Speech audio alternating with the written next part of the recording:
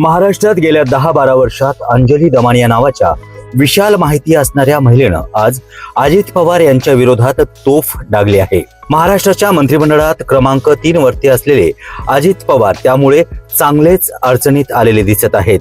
गेल्या 10 वर्षापासून मोठे संदर्भ आणि गोपनीय माहिती मिळून अंजली दमानिया जे आरोप करतायत ते आरोप अगदी अचूक निशाणा साधणारे असतात.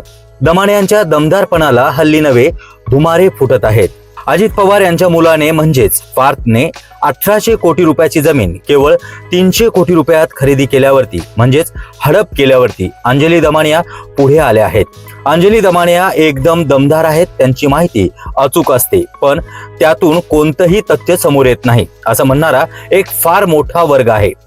आज अंजली दमानिया यांनी उपमुख्यमंत्री अजित पवार यांचा कच्चा चिठ्ठाच वाचून दाखवला आहे.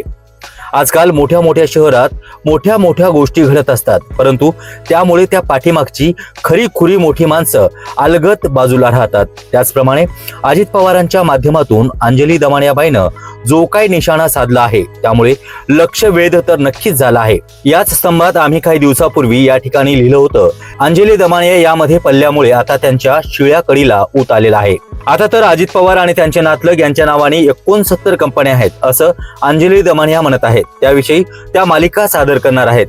या सर्व 69 कंपन्यांपैकी अजित पवार कुटुंबाच्या मालकीच्या कंपन्या नक्की किती आहेत त्याचा शोध घेतला पाहिजे. काही उपद्रव्य आणि वीर अजित पवार यांनी राजीनामा दिला पाहिजे असे म्हणत जरी असतील तरी आम्हाला असं वाटतं की कोणतीही विपरीत घटना घडली असेल किंवा राजीनामा देण्याचे दिवस आता संपल्यात जमा झाले आहेत. या घटनेचे पडसाद सर्व राज्यभर पसरतील, परंतु एक गोष्ट अशी आहे की अजित पवार त्यांच्या कोणत्याही हितशत्रू या सर्व बातम्या अंजली दमानियाबाईंना देत असावा असं बऱ्याच ठिकाणी बोललं जातं. आपल्या देशाच्या राजकारणात अनेक जंगलराज करणारे नेते आहेत. बिहारमध्ये जंगलराज नावाने बॉम्ब ठोकून सध्याचे मंगलराज टिकते की नाही हा वेगळा विषय आहे. इथे आपल्या देशावर आणि महाराष्ट्रावरती कर्जावर कर्ज घेण्याचे मोठमोठे प्रकार सुरू आहेत. यावरती प्रकाश टाकला तर अजूनही अनेक दिव्य बाबी समोर येतील, यात काही शंका नाही. आम्ही याच स्तंभात अनेकदा लिहिलं आहे की त्यामुळे असे विषय चघळून चोथा झालेले आहेत.